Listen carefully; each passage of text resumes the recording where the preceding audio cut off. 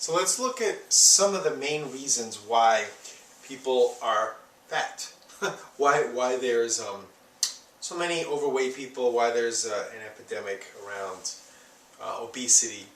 And the reality is that the answer to that is much simpler than what people imagine. The, it's interesting to see all these people go into these discussions and have these talk shows around that, and obesity being out of control. The answer is quite simple, okay? And I want to address some of the reasons why. So here's some of the main reasons why there's so much obesity, why it's rampant. Essentially, it's not just the answers of, oh, that people are just eating, out of control, and that people aren't exercising as much as they used to, and all these things do have degrees of truth, or that there's so much the carbs, because the people are consuming too many carbs. I can tell you that none of those things explain it in a very accurate way, okay? The main reason why people are overweight is because the nutritional philosophy that people have is so ridiculously off that there's no way around being obese. There's so much evidence showing that people do the best health-wise, as far as nutrition is concerned, when they eat a plant-based whole food diet as the basis of it. Okay, now, we could debate back and forth on whether or not they should be full-on vegetarians or not, and blah, blah, blah. We can debate on that, okay, but it still should be plant-based and whole foods. So even if they are, let's say, going to be meat eaters, like let's say the Japanese or the people in rural China or Okinawans, these people have meat as condiments. They have very small amounts of it, probably somewhere in the vicinity of 6 to 8 ounces a week of meat, okay, in a whole 7 days. So these societies where people, it's actually quite simple, these societies where people eat primarily plant-based whole foods, whole grains, healthy starches, it's much easier to keep weight under control. And the more people veer away from that, the more obesity kicks in, okay? In societies where people take in very high levels of carbs and the fat is quite low, the people tend to be very, very lean. So it's very much of a fallacy for people to get crazy about the carb thing, okay?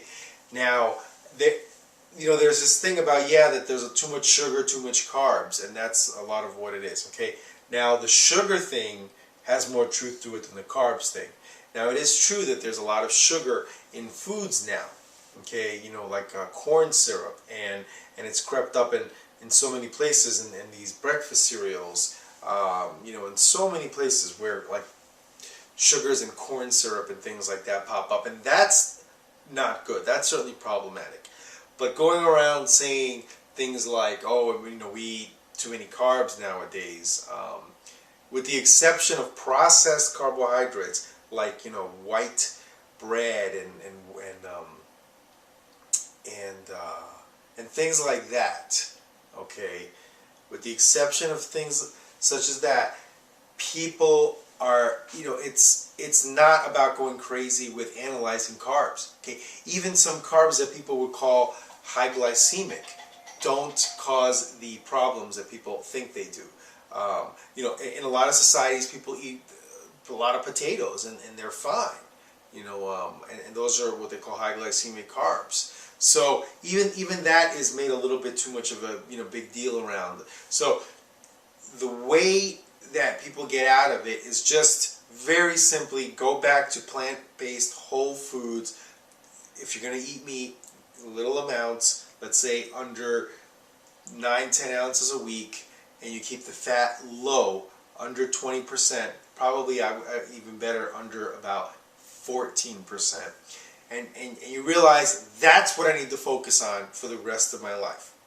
And the more I veer away from that, the more problems I'm going to have. Okay? And it's really quite that simple. So that is even a little more important than even analyzing activity levels and how sedentary people are or aren't.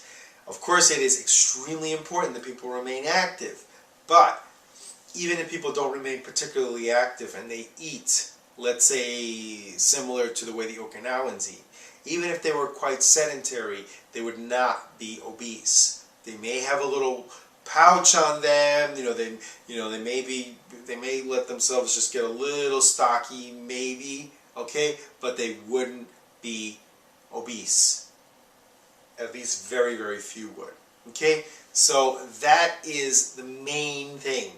Then of course, yes, we're not as active as we used to be. That is true. But the nutrition is the main thing of answering, how do we get out of this craziness with obesity? So, we have the answer, but part of the problem is that people don't want the solution. Unfortunately, people are so attached and addicted to fatty foods and meat and cheese and high levels of dairy and sugar that you give them the answer and they don't want it. You give them the solution. That is the solution.